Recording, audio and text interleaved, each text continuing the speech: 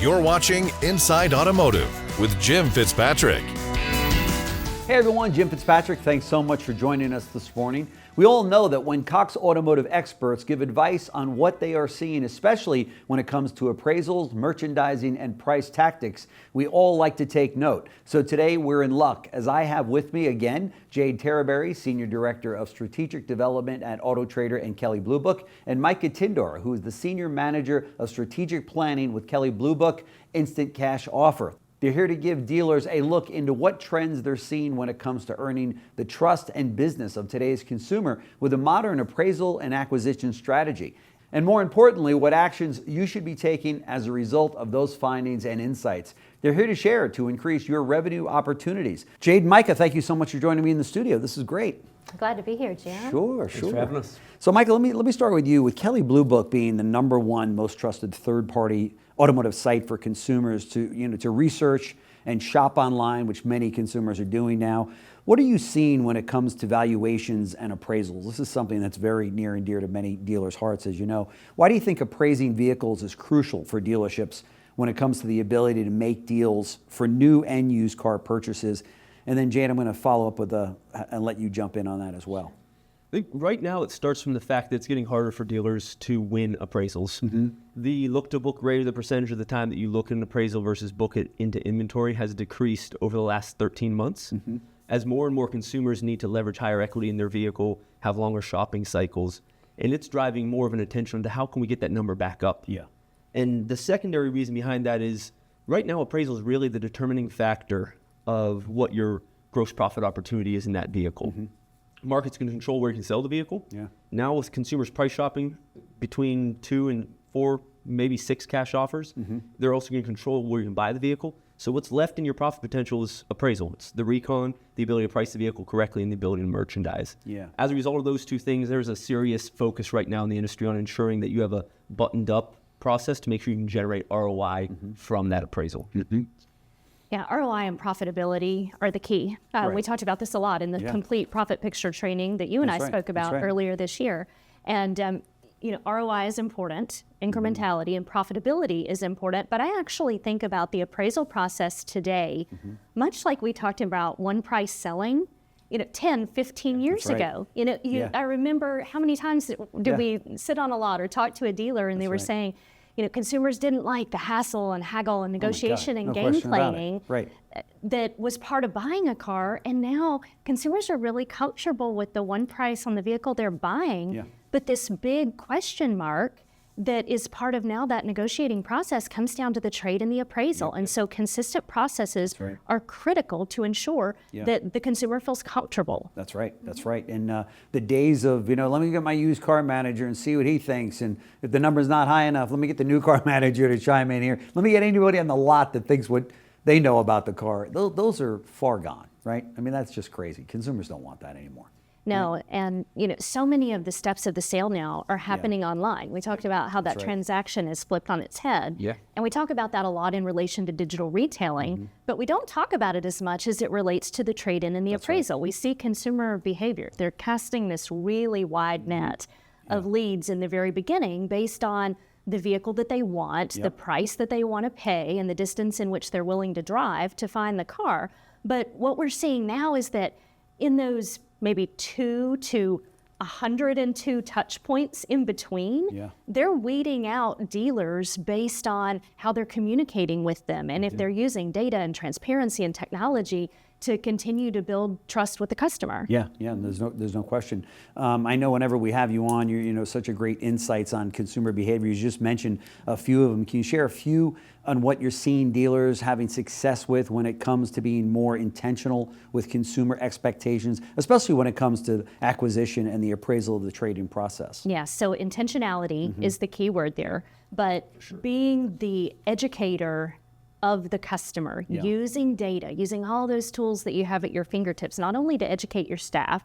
Mike, I expect you'll talk a little bit in a few minutes about how important the consistency of the process is for appraising, whether virtually or physically. It has to be seamless from online to in-store. Yeah, for sure. But again, as we talk about this behavior that we're seeing with consumers, they've always submitted a lot of leads in the beginning, But as they are narrowing down that funnel and the consideration set on all of those mid-touch points now, it's mainly based on who is responding timely, who's giving them data, who's directly answering the questions that they're asking, not answering the question that the dealer wants to answer, but which actually often happens.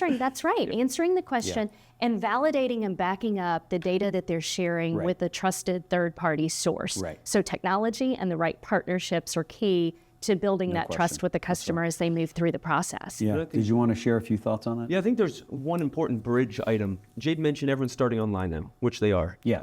If you show up in person and you have a differentiated experience from what you started online, that's a deal ender immediately. I know, no question. And that's one of the areas that's really essential for a dealer right now, is to ensure there's uniformity in that process. And where we're seeing, particularly in the appraisal, the areas where dealers are intentionally leaning into customer needs, because there are now 10 unmet needs that we've identified that dealers or consumers have during the trade-in process. 2 areas are leaning in are on how you do the damage assessment. Consumers want to be involved in that, and dealers that are walking the customer through it with them are seeing a lot better success rates.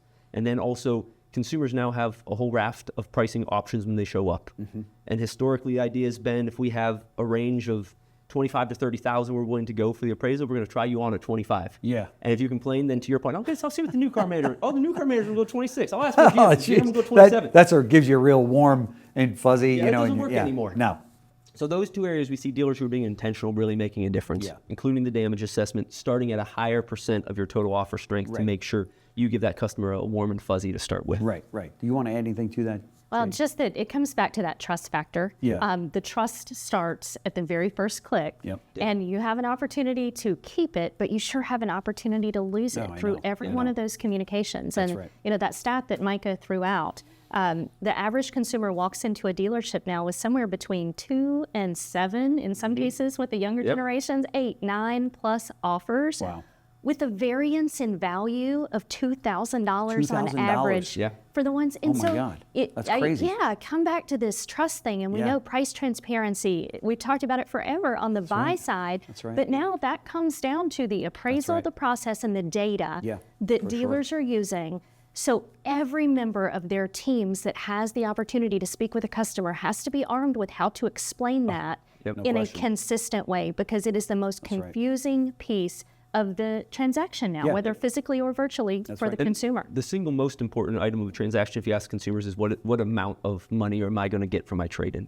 So to Jade's point, if you can't communicate cleanly within that 25 to 30,000, why I'm coming in at 25.5 and you got 3 other ones at 27, someone's going to walk. They need that equity too much now to bypass 1,500 somewhere else.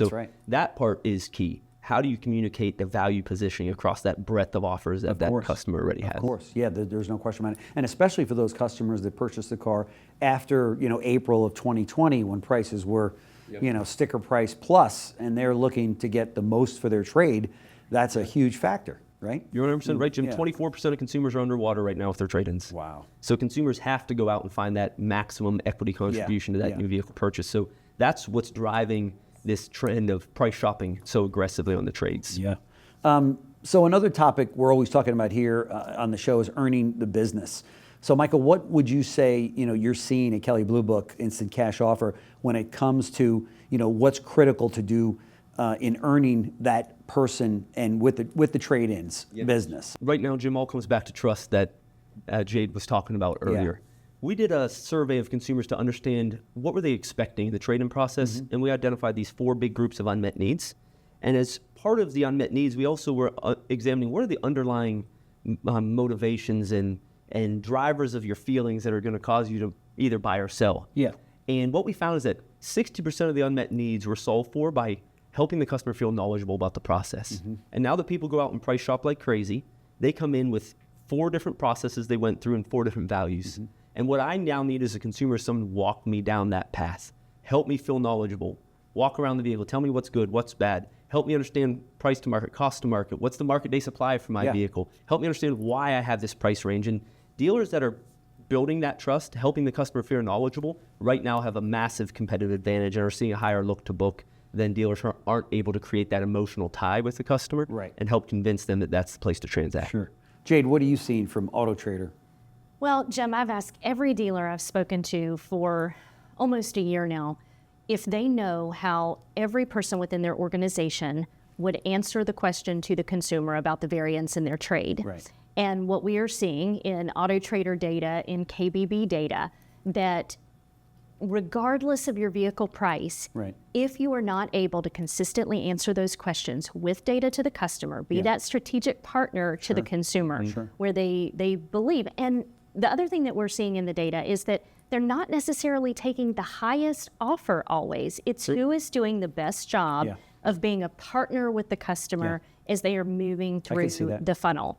And we don't talk enough about operational efficiencies or inefficiencies, because all of this comes down to process. Do you have the talk tracks? Do you have the tools and technology? And are your people actually using them to overcome these objections and to advance the sale and the transaction? And operational inefficiencies, they can cost you ROI and they can cost you profit, but they can ultimately cost you the deal. And right now, with incrementality and market share matter more than ever before, you have to be thinking about those processes. There's no question about it. As we tie up the conversation here on what you should be focused on when it comes to the appraisal, merchandising, and price process, I'd like to ask each of you, what is your biggest piece of advice to dealers to include in their day-to-day strategy to close out 2024 and make it strong and also prepare for 2025, the coming year ahead? Sure, I'll start. Okay. So I'm going to say those two keywords again: incrementality and profitability. And profitability only happens when you are selling cars. So number one piece of advice is make the deal in every deal. Do not lose that deal over $200 or $500, because every day that piece of inventory sits on your lot, there are more changes and unknowns that we don't know what tomorrow brings. So with margins shrinking, make the deal in every deal. Yeah, no question. You want to add to that? Yeah, since Jade's covering the sales side, I'm going to cover the acquisition side, I think. Really, what two things dealers can do to give themselves a head start on everyone else when it comes to buying vehicles. One is include the customer in the damage walk.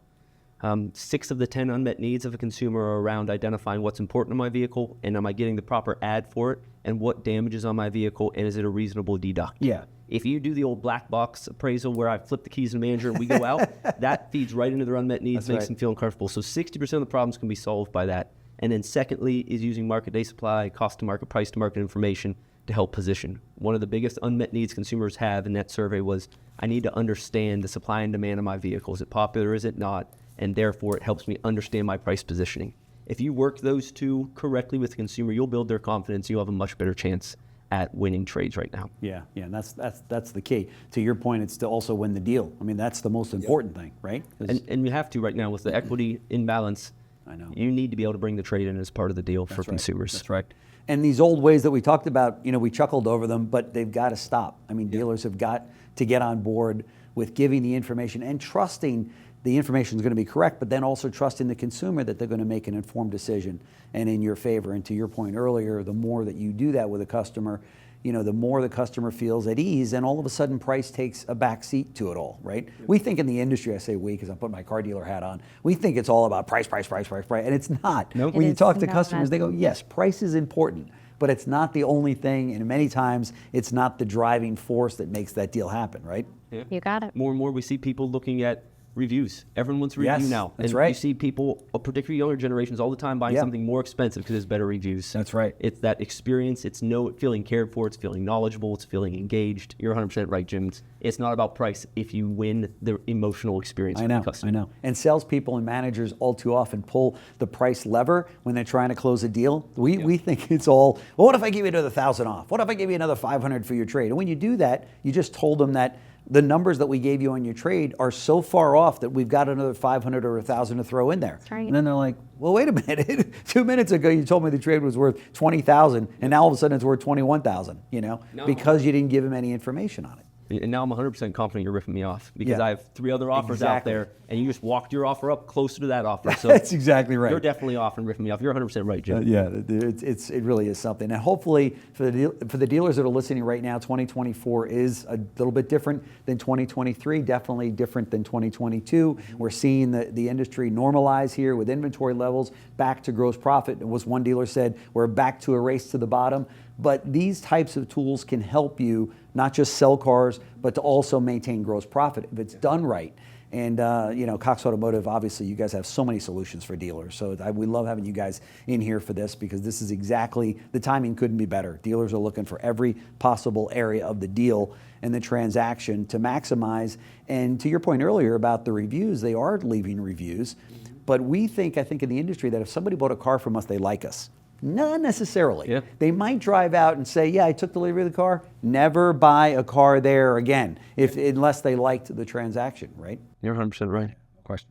Processes, Jim, comes right back. Do you have a review process? Do you I know. ask But you're for it always every talking time? about Are you answering every review that pops Right, up? right, exactly. And more times than not, they're not. And I know I'm painting with a broad brush here, because a lot of dealers do a very good job, but there's still a lot of room for improvement here. Yeah. There's no question about it. So Jade, Terreberry, and Micah Tindor, thank you so much for coming in. Really appreciate it. It's always great having you in. Thanks for having us, Jim. Thanks. Good to be here. I'm also going to share a quick plug with your listeners that if they want more real-time information like this to hear us go deeper on these topics, but they can subscribe in real time to the Unjaded podcast series by going to b2b.autotrader.com/unjaded for the road forward, where we do like you do every day, Jim. We continue to cut through the noise to drive real results for our customers. It's fantastic. I love that you do that. We're going to show all the information here on the screen as to how to subscribe. I highly recommend you do.